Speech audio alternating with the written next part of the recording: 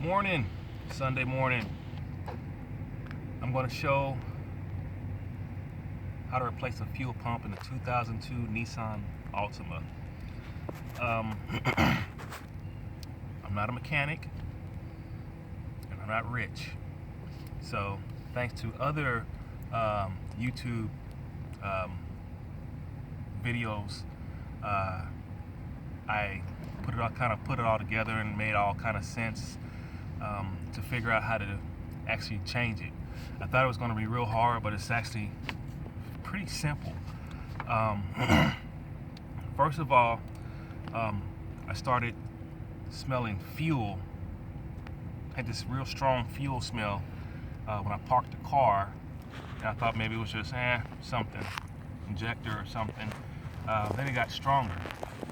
So when I got up and went to work in the morning after a weekend where I didn't use the car at all, I still smelled fumes. And then I started looking at different blogs and whatnot, videos to kind of like try to deduce the problem without having to take it to the mechanic and charge me $3,000 for labor. So I found what a fuel pump was, and it's actually under the back seat of the Nissan. I was able to pull the seat out, these little latches right here.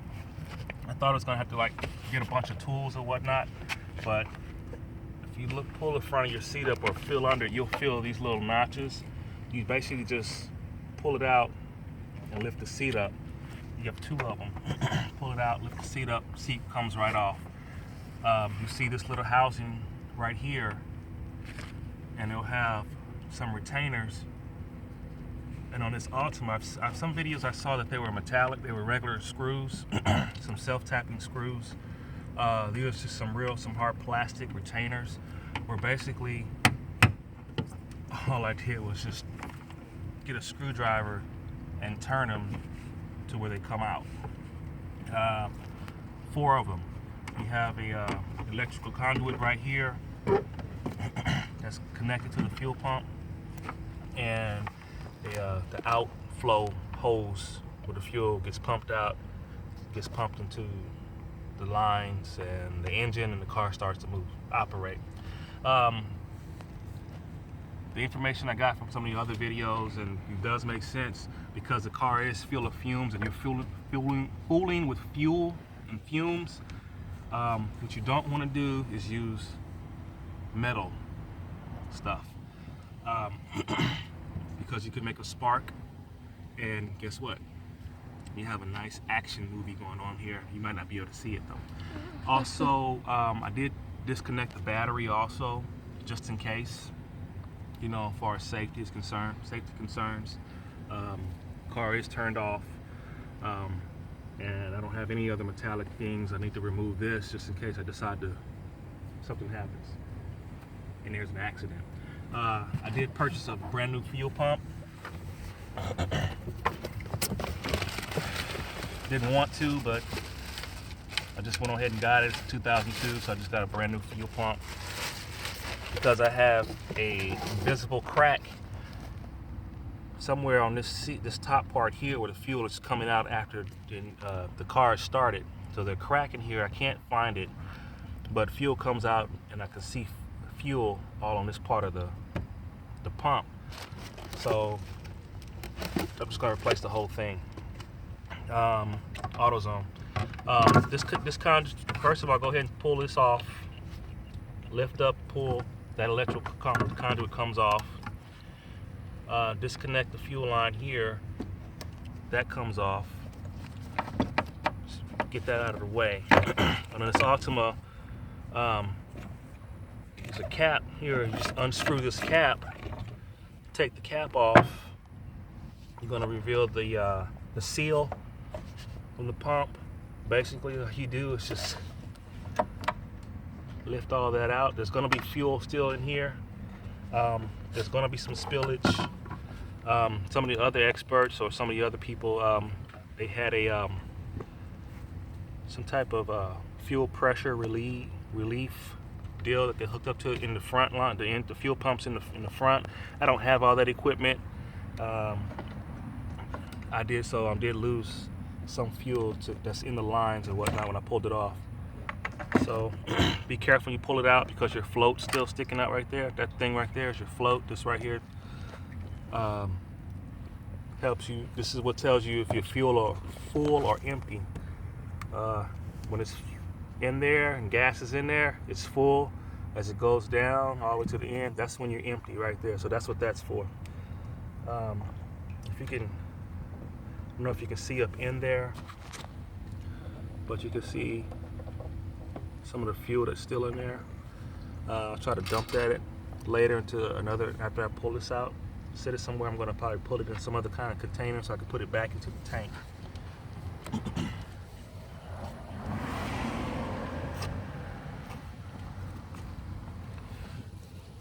You can see that's this right here. This is the actual tank, fuel tank. There's fuel in there. It is full. I didn't have anything to, I didn't want to wait till I burn all the gas out to try to get there to expose the bottom of the tank so I can probably clean it out or whatnot. I don't have all that equipment. So I did sacrifice a little bit of fuel or some spillage and whatnot. And I'm not worried about debris and whatnot. But you do want to clean around here. There was more debris here yesterday when I pulled it apart and before I decided to film it. But you don't want to get any of that debris inside the tank, which can clog up some of your fuel lines. All right, so I pulled the tank out. This is the new one. Basically going to replace missed the part that goes here. I got to pull that off. I'll do that here in a second. So basically I'm gonna put the floater in first, submerge the pump. You know what? I forgot to get the ring, the seal, the clamp I forgot to get. You want me to pause it?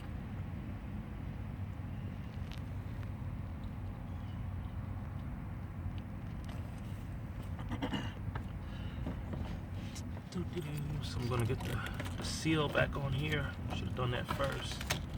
I told you I'm not an expert. I am not a mechanic, but I will. Doesn't hurt to.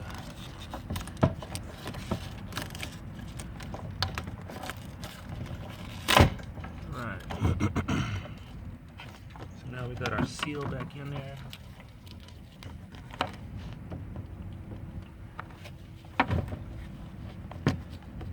That down in there.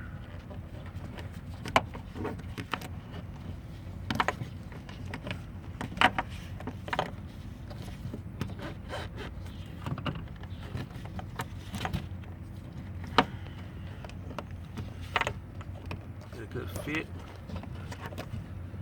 I'm gonna put my ring back on there. Tighten it up. There's a clamp that goes here that's on the other one. I gotta pull that off. That's gonna basically fit back on there. And that's gonna put the electrical back on there. Hold on, let's see if I can get that off.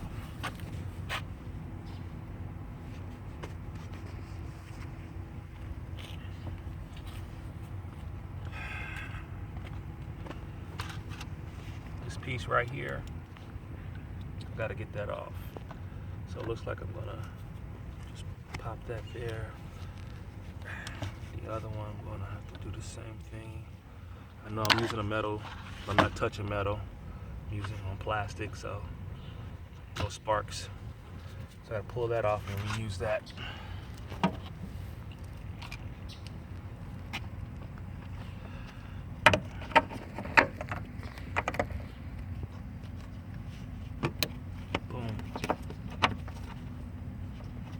Get rid of the metal screwdriver.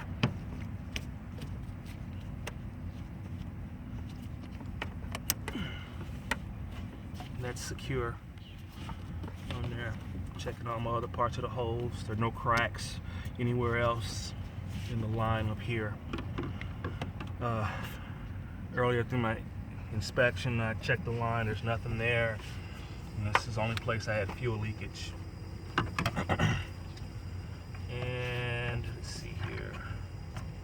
replace this cover over the plastic retainers. Lock them in.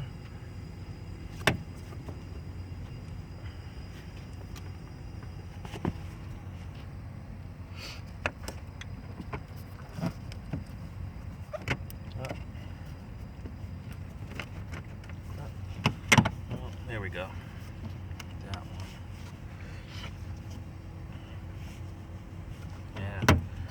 I gotta go get my little plastic dilly bob. You know what? Do I pause it? No. I know I told you guys not to touch loose plastic, but I'm being very cautious right now not to touch any metal for the sake of the video. There's some little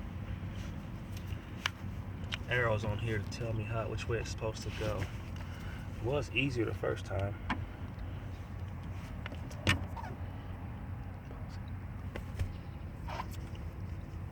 Oh. One, go. Alright, I had to go find some needle noses here because I was tearing up the little grooves for the screwdrivers. There's some arrows on here to tell me which way to, I guess, to go off.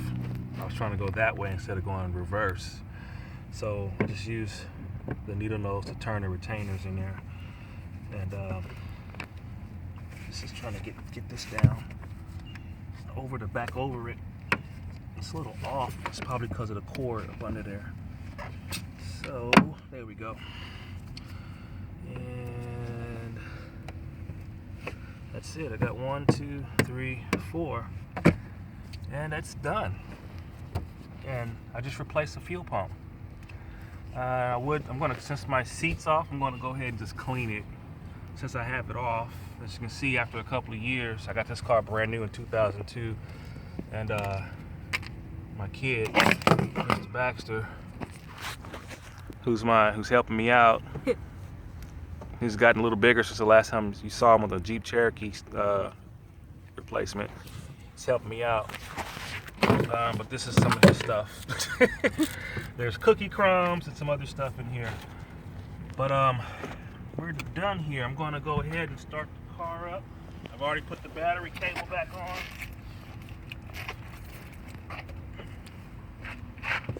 And the doors and windows are open to let the car air, let the fumes air out and the wind's blowing. So you also want to ventilate the car before you start messing with stuff. So I did get all the fumes out. It's been ventilating for a while. So I guess I probably should pump it a little bit to make sure it's engaging.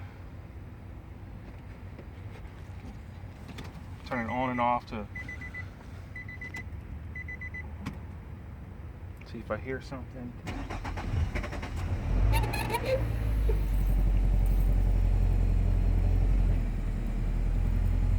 It's engaged. Try it again. Get some fuel in there.